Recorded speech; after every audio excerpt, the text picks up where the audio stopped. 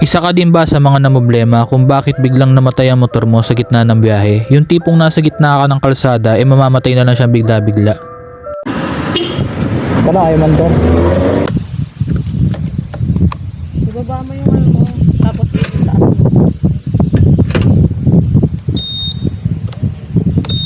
Alam ko yung tumatakbo sa isip mo kung bakit namatay yung motor ko na may power naman. Isa kasi sa mga features ni Honda Click na 150i ay ang idling stop.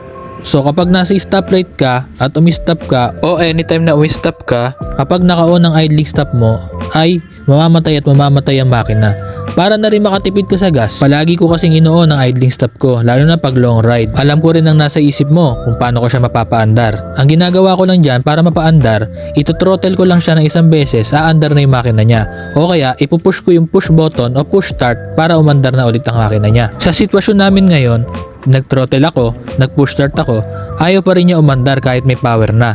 So ang gagawin ko, ito-troubleshoot ko siya ngayon. Nagbe-brake ba?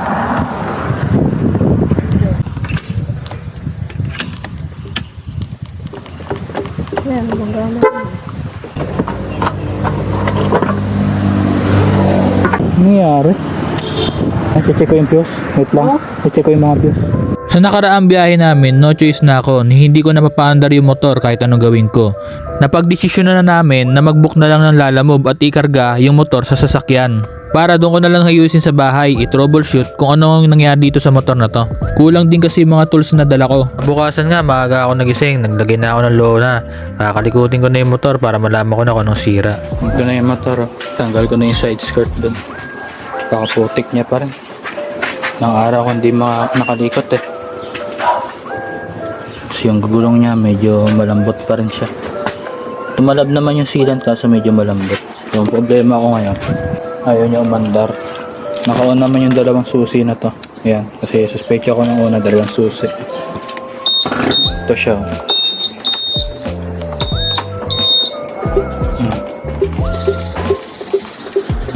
Wala naman lumabas na indicator dito or anything. 11.8 yung battery niya pero chinurge ko na yan. Tapos side stand niya nakaangat naman pero double check ko baka nginat-ngat na yan sa loob. Tapos itong mga ground dito, ayan, double check ko yan, tsaka yung sa fuse, tsaka yung mga relay. Fuel pump niya okay naman eh, kasi tumutunog naman pag ina-on ko. Tapos ito, okay naman siya kasi may contact. Pakinggan nyo ah, pag pinindot ko to, naririnig nyo yung parang tumutunog. Doon yung sa relay dito. Ito muna siguro check ko, hugutin ko tapos kakabit ko ulit. Let's go. Tanggal ko na yung mga relay niya. Ito tumutunog to. Nag-click, click, click. Tingin ko kulang ng negative eh. Kasi ganun sa busina pag kulang ng negative eh. Wala naman siyang kalawang. Pati itong isa starter relay. And ito yung may kalawang. Ayan yung pinagkakabitan niya. Nilagyan ko ng WD-40, nilinis ko. Tingin ko lang medyo matuyo.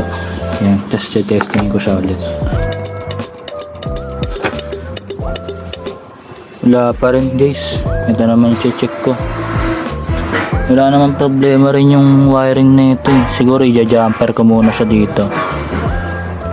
Na-jumperan ko muna siya para sigurado. Hindi ko kasi masilip yung ilalim pero tingin ko walang problema eh. Si Hotel pauwi na. Binili niya ako ng multi-purpose electrical parts contact cleaner. Kasi tingnan niyo nangyari sa relay ko. Kakatanggal hugot ko. Okay naman daw siya, okay naman. Wala problema sa relay. Battery okay naman. Kumuha pa nga ako ng relay dun sa hiniram ko yung relay ng pinsan ko, Honda Click 10. Okay rin. Ang ginawa ko, inisprayan ko to, itong sa ECU. Barag na nga yan, hindi ko yun yung kabila. Inugot ko siya, inisprayan ko yung contact niya. Taka ito ilalim, inisprayan ko yan pag ganun. Yan. Tapos ito lang inisprayan ko, yung dito hindi ko na inisprayan. Although pwede naman dahil matutuyo naman. Ito lang inisprayan ko. Tsaka ito may balot na to. Inisprayan ko yung kabilaan. Sabi ni Utol, isprayan ko daw. Dahil baka, kasi Tagaytay nga yun, baka lumamig yung mga contact.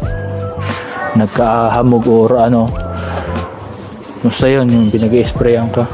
Kasi wala naman problema dito, be, oh. Okay lahat, pati ito, wala namang mga ngat-ngat. Buwan natin.